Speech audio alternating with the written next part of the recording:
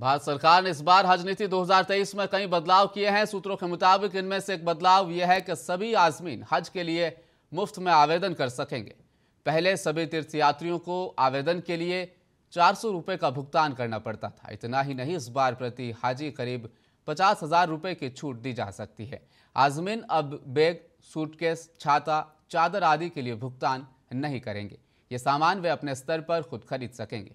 इसके अलावा हज नीति के मुताबिक इस बार बुजुर्गों, विकलांगों और महिलाओं को प्राथमिकता दी जाएगी। इतना ही नहीं, अब 45 वर्ष से अधिक उम्र की कोई भी महिला तनहा हज के लिए आवेदन कर सकेगी। सरकार ने महरम के बिना 4 महिलाओं के साथ जाने की अनिवार्यता को भी समाप्त कर दिया है।